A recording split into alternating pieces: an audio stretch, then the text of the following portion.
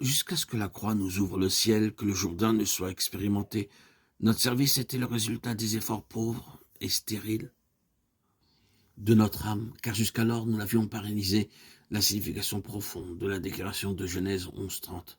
Sarai était stérile. Non, nous ne savions pas que notre âme était frappée de stérilité et de mort, qu'elle ne pouvait en vérité rien produire pour Dieu. Il fallut, comme nous l'avions mentionné par ailleurs, que le couteau de l'esprit atteigne le point névralgique, celui de diviser l'âme de l'esprit comme Dieu. En regard de cette réalité spirituelle, on avait donné l'ordre à Josué à Gilgal. Fais-toi des couteaux de pierre et circoncis les enfants d'Israël. Josué 5:2. Ce n'est que lorsque la circoncision fut effective que le peuple mangea les produits du pays et goûta les richesses du pays de leur héritage. Ainsi, nous ne pouvons apprécier et goûter de sa plénitude sans l'expérience subjective de la croix. Et le point important à souligner est le suivant. Notre identification par la foi dans la mort de Christ doit aboutir à cette division qui permet de connaître que l'esprit est une chose et que notre âme en est une autre. La vie vécue dans l'esprit est alors possible et nous faisons l'expérience qu'elle est une vie vécue dans les lieux célestes, en union avec Christ ressuscité et glorifié. Il nous a ressuscités ensemble et nous a fait asseoir ensemble dans les lieux célestes en Christ. Éphésiens 2:6.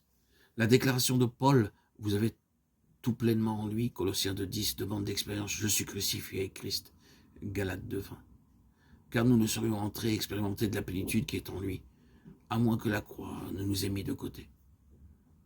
Ce fut par cette voie que nous fûmes à même de constater que la vie vécue dans l'esprit produit un détachement en esprit d'avec l'aspect terrestre des choses, que seule la croix peut accomplir cette œuvre en nous. C'est par elle que nous entrons de façon pratique et progressive dans ce que signifie être gouverné depuis les cieux. Nous fûmes amenés à savoir que le Saint-Esprit travaille pour assurer les intérêts de Christ dans son corps, l'Église, que c'est lui qui révèle, la conduit et la gouverne sur la terre. Ce qui devient toujours plus évident, c'est que l'Église ne dépend pas d'une autorité terrestre, mais céleste. Et ses seuls intérêts sont ceux de sa tête, Christ. Toute organisation, dénomination, appellation diverses ne se trouve pas dans le ciel, car l'Église est quelque chose de céleste et spirituel en union avec Christ dans les cieux. Il a tout mis sous ses pieds. Et il l'a donné pour chef suprême à l'Église, qui est son corps, la plénitude de celui qui remplit tout en tous, Éphésiens 1:22-23. Le fardeau du Seigneur en cette dispensation est son Église, et nous ne pouvons l'édifier qu'en relation avec lui-même. Et le grand ouvrage est de restaurer et maintenir son témoignage intact jusqu'à sa venue. Dieu ne s'engagera pas avant qu'il ait mis l'homme naturel de côté et que Christ se soit révélé.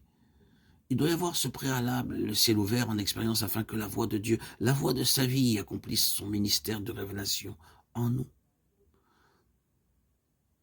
En jetant un regard de plusieurs années en arrière, nous pouvons voir à présent combien nous étions comme un équipage sans pilote. Nous travaillions selon notre estimation propre, sans jamais être assurés et dépourvus de toute évidence intérieure que cela venait de Dieu. En vérité, nous étions ouvriers pour Dieu, mais assurément pas avec Dieu. Mais un changement profond survint avec la révélation de la croix du Seigneur et de l'Église.